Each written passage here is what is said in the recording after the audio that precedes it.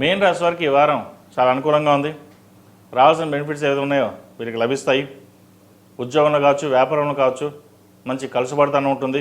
జన్మరాశుల శని వీరికి బలంగా ఉన్నారు.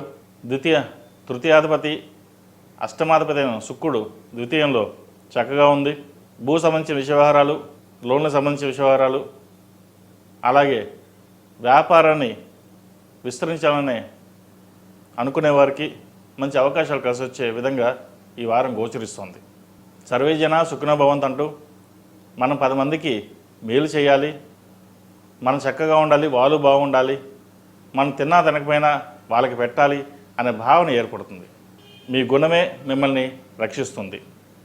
కాబట్టి ఎన్ని ఆటంకాలు వచ్చినా, ఎటువంటి ఇబ్బందులు వచ్చినా అవన్నీ పక్కన పెట్టి ఒక కృషితో ముందుకు వెళ్ళాలి, ఒక సాధన చేసి ముందుకు వెళ్ళాలనే తపన ఎక్కువగా ఉంటుంది మీకు. అది ఈ వారం నెరవేరే అవకాశం గోచరిస్తోంది. అయితే ఆరోగ్యపరంగా కొన్ని ఇబ్బందులు ఉండే అవకాశం ఉంది. వాటి విషయంలో జాగ్రత్త తీసుకోవాలి. సంతానపరంగా మంచి అభివృద్ధిలోకి వస్తారు. సంతానానికి మంచి ఉద్యోగం లభిస్తుంది. ప్రభుత్వపరమైన ఉద్యోగం వచ్చే అవకాశం గోచరిస్తుంది. ప్రైవేట్ సంస్థలు ఉన్నవారు కూడా మంచి పేరు ప్రఖ్యాతలు వస్తాయి. ఉద్యోగం మారాలనుకునే వారు కొంతకాలం ఆగి ఉండడం మంచిది. ప్రస్తుతం ఉన్న కంపెనీలోనే ఉద్యోగం చేయడం చెప్పదగిన సూచన. ఆర్థికంగాను ఈ వారం అన్ని విధాలుగా బాగుందని చెప్పవచ్చు. రియల్ ఎస్టేట్ రంగం వారికి ఈ వారం కొంత సానుకూల పరిస్థితులు గోచరిస్తోంది. ఏదైనా జీవిత భాగస్వామి సలహాలు, సూచనలు తీసుకుని ముందుకు వెళ్ళండి, మంచి ఫలితాలు సంప్రాప్తిస్తాయి. ఈ రాశి వారికి ఏలినాటి శని నడుస్తోంది. జన్మరాశిలో శని చక్కగా ఉంది.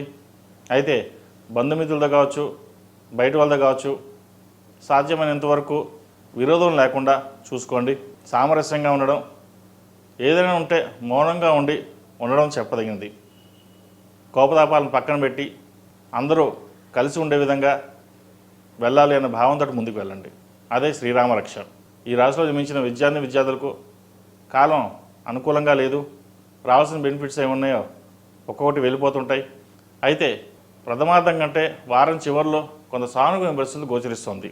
విద్యా అవకాశాలు చక్కగా ఉన్నాయి. వచ్చిన అవకాశాన్ని ఉపయోగించుకోండి. రాదు అనుకున్న ఉద్యోగం రావడం కూడా మంచిదే.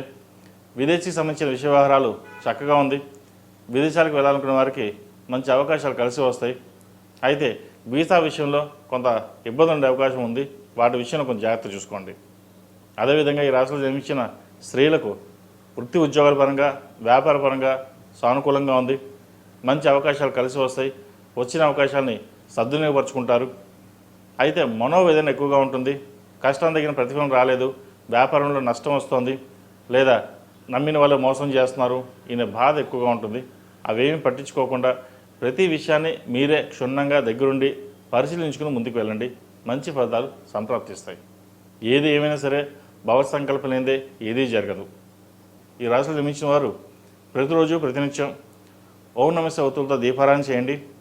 నువ్వుల నూనె పోసి దీపారాయణ చేయడం, అలాగే మంగళవారం నాడు, శనివారం నాడు ఆంజనేయ స్వామికి ఆకుపూజ చేయడం, శనివారం నాడు శనికి తైలాభిషేకం చేయించడం చెప్పదగినది. అదేవిధంగా ఉద్యోగస్తులు సౌర కంకణం ధరించడం చెప్పదగిన సూచన.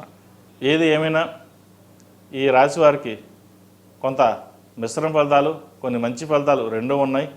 ప్రథమార్థం కంటే ద్వితీయార్థంలో కొంత సానుకూల పరిస్థితి గోచరిస్తోంది.